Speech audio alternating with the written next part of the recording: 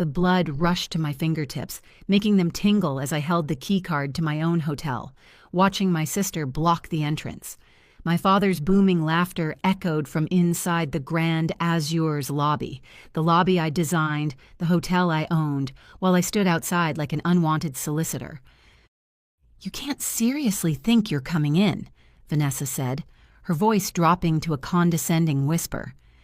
She adjusted her designer dress, a knockoff I recognized immediately from the preliminary sketches my designer friend had shared during our lunch last week, and planted herself more firmly in the doorway. "This is the Grand Azure, Ellie. The tasting menu alone costs more than you make in a month." If she only knew I'd personally created that menu with our Michelin-starred chef. "He's my father too," I said, my voice steadier than I expected. The small envelope in my clutch, containing the deed to a vacation villa in Tuscany, one of the Grand Azure's most exclusive properties, suddenly felt heavy. "My name is Eleanor. I'm 38 and a hospitality entrepreneur. This is the story of how I reclaimed my place at a table I actually owned." "Mom and Dad were very specific," Vanessa continued, checking her reflection in the glass doors. "They only want successful people here, people who won't embarrass the family." The irony struck me like a physical blow.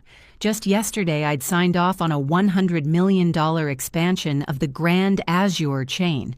Today, I was apparently too embarrassing to enter my own hotel. I fought the urge to laugh as the absurdity of the situation crashed over me. 10 years ago, when I decided to leave the family's small accounting firm to pursue hospitality management, they'd all but disowned me.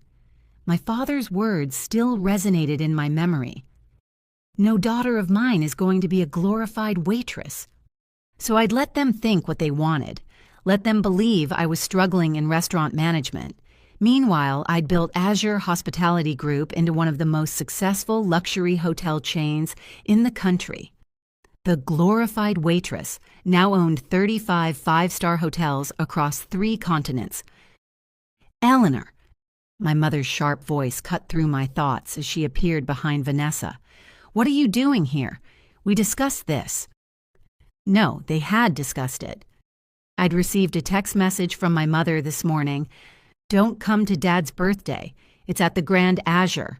You can't afford it. Don't embarrass us." "I brought a gift," I said quietly, holding up the small envelope. "Oh, what is it? A gift card to Olive Garden?" Vanessa laughed. "Or did you scrape together enough tips to buy him something from the mall?" My mother's eyes narrowed at my simple clutch bag, a handmade Italian leather piece that cost more than Vanessa's car. "Whatever it is, I'm sure your sister's gift is more appropriate," she said. "She just made junior partner at her firm, you know." I knew. Just like I knew her firm was currently in negotiations to lease office space in one of my buildings. The lease they desperately needed and couldn't quite afford. My real estate division had sent me the reports just yesterday. "Vanessa's doing so well," Mom continued, warming to her favorite topic. "New house in the suburbs, luxury car, wonderful fiancé with such good prospects." She paused, giving me a critical once-over. "And you, well, at least you're trying, I suppose." I thought about my penthouse overlooking Central Park, my collection of rare sports cars, the private jet I'd flown in on this morning. "Yes, Mom, at least I'm trying." "Speaking of trying," Vanessa smirked, "that dress. Couldn't you have made an effort? This is the Grand Azure, not some diner." I ran my hand over the sophisticated black silk, custom-made by one of Paris's most exclusive designers, the same designer who had refused to make anything for Vanessa last month, a detail I'd learned when my stylist mentioned the incident during my last fitting. "It's what I could manage," I said mildly. "Well, you can't come in," Vanessa declared. "We reserved the entire VIP floor. It's for family and distinguished guests only."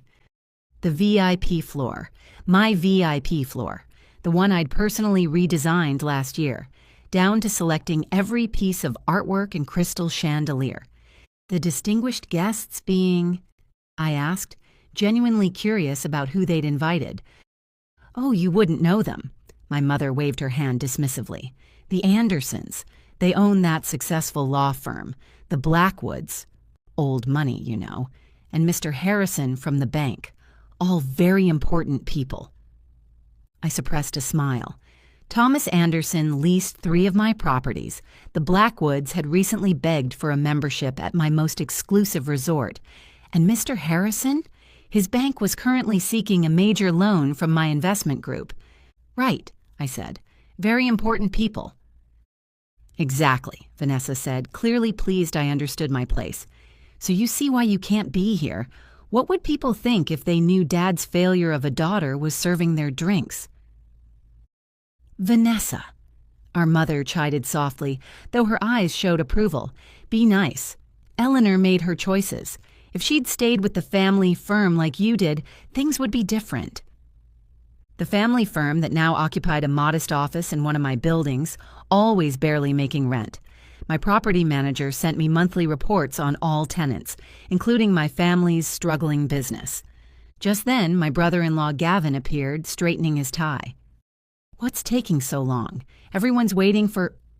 He spotted me, and his face dropped. Eleanor? Didn't expect to see you here. Clearly not, I replied.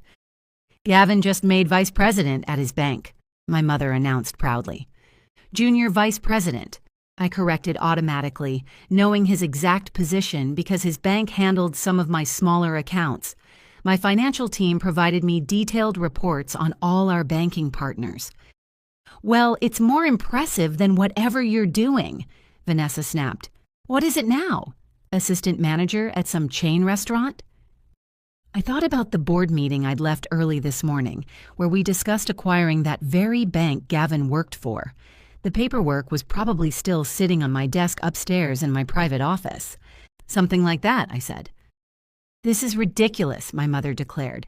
Eleanor, just go. You're making a scene. I'll tell your father you couldn't make it. Couldn't afford it, you mean? Vanessa added with a laugh. I looked past them through the grand entrance at the hotel I'd built from the ground up, at the marble floors I'd selected, the crystal chandeliers I'd commissioned, the artwork I'd personally curated. All of it, every inch, was mine.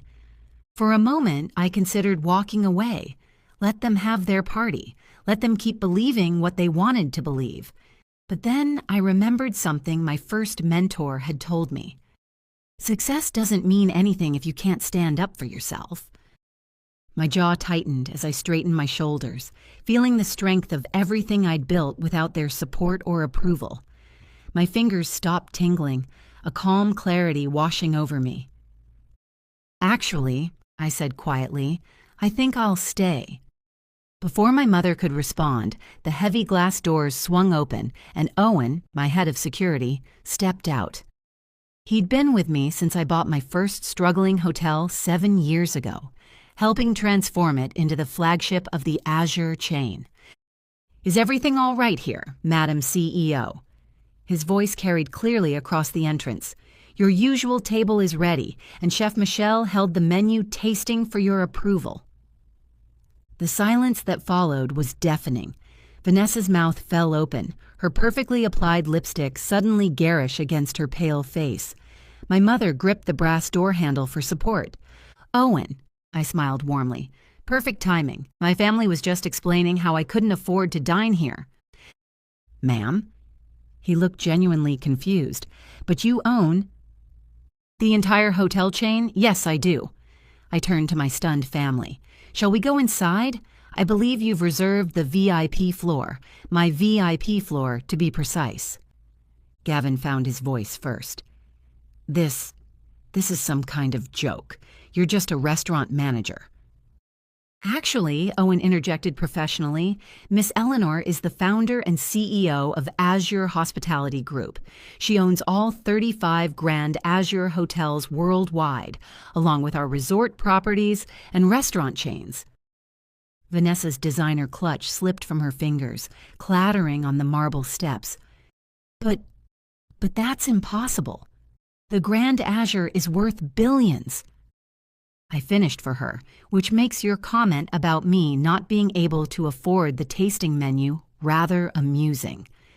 I stepped past them into my hotel's lobby, where the staff immediately straightened to attention. "Good evening, Miss Eleanor," my front desk manager called out. "The executive suite is prepared for your father's birthday celebration." "Thank you, Rachel." I turned back to my family, still frozen in the doorway. "Coming?" They followed me in silence, looking around as if seeing the hotel for the first time. Every staff member we passed greeted me by name, each showing the genuine respect I'd earned through years of hands-on leadership. "But your dress," my mother finally managed, staring at my simple black dress with new eyes. "Custom made in Paris, around $30,000, I believe." I had a terrible habit of not checking price tags anymore. I led them to the private elevator, the one that required a special key I pulled from my clutch. Unlike Vanessa's dress, which I believe is a knockoff, the real Valentino collection hasn't been released yet. I know because I attended the private showing last month. The elevator doors opened directly into the VIP lounge, where my father's birthday celebration was in full swing. The room fell silent as we entered. "Eleanor?" My father stood up from his place at the head table, his face a mix of shock and confusion. "What are you doing here? Your mother said you couldn't—" "Afford it," I finished, walking over to him. "Happy birthday. I hope you don't mind that I'm crashing the party in my own hotel." "Your hotel?" Mr. Harrison from the bank stepped forward, his face breaking into a relieved smile. "Miss Eleanor, I had no idea you were related to Robert Thompson. We've been trying to secure a meeting with you for months about that loan." "Eleanor owns the Grand Azure," Thomas Anderson joined in. "My God, Robert, your daughter is the mysterious CEO who's been buying up prime real estate across the city." My father sank back into his chair, the color draining from his face. "All this time, when we thought you were just a glorified waitress?" I raised an eyebrow. "Your words, I believe, from the day I left the family firm to pursue my dreams in hospitality." "But why didn't you tell us?" my mother demanded, still clutching her pearls like a lifeline. "Would you have believed me?" I asked quietly. "You didn't believe in me 10 years ago when I needed your support. Why would I share my success with people who only measure worth by the size of someone's bank account?" I paused.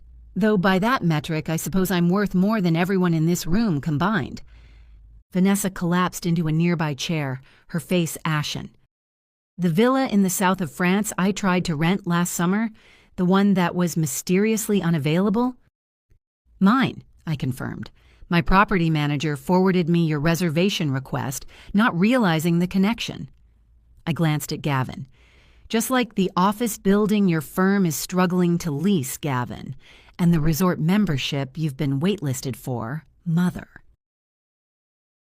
"Eleanor," my father started, his voice unsteady. We... "Save it," I held up my hand. "I didn't reveal this to hurt you, though you've hurt me plenty over the years.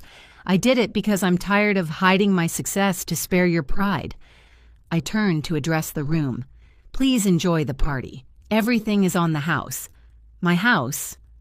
I started to walk away, then paused. "Oh, and Dad, that envelope Vanessa wouldn't let me give you, it's the deed to a villa in Tuscany, one of my most exclusive properties. Consider it a birthday gift from your failure of a daughter." The next hour was surreal. People who had ignored me at previous family gatherings suddenly wanted to discuss business opportunities. The Blackwoods practically begged for that resort membership. Mr. Harrison cornered me about his bank's loan application. Through it all, my family sat in stunned silence. Vanessa's fiancé disappeared after learning her guaranteed future partnership at her firm depended on a lease she couldn't afford in my building. Gavin kept making calls, presumably to update his resume. My mother alternated between crying and trying to explain to other guests that she'd always believed in her daughter's potential. As the evening wound down, I found my father alone on the terrace, staring out at the city lights. "Those buildings," he pointed to the skyline. "How many do you own?" "Enough," I replied, standing beside him, "the family firm's building included." He nodded slowly. "I was wrong about you, Eleanor. so terribly wrong. Yes, I agreed. You were. Can you ever forgive us? I considered his question, thinking about all the years of dismissal and condescension. Forgiveness isn't the issue, Dad. Respect is. You never respected my choices or believed in my abilities. You only respect success after it's proven. And now? Now? I smiled slightly. Now you can tell people your daughter owns the Grand Azure. That should satisfy your need for impressive dinner party conversation. I left him there, heading to my private office on the top floor. Tomorrow, the family dynamic would shift dramatically. Vanessa would no longer be the golden child. My mother would frantically rewrite history to claim she'd always supported me. Gavin and his bank would probably face acquisition. But tonight, I'd finally taken my seat at the table, a table I'd built myself in a room I owned, under a roof I'd paid for. And that was worth more than any amount of belated family approval.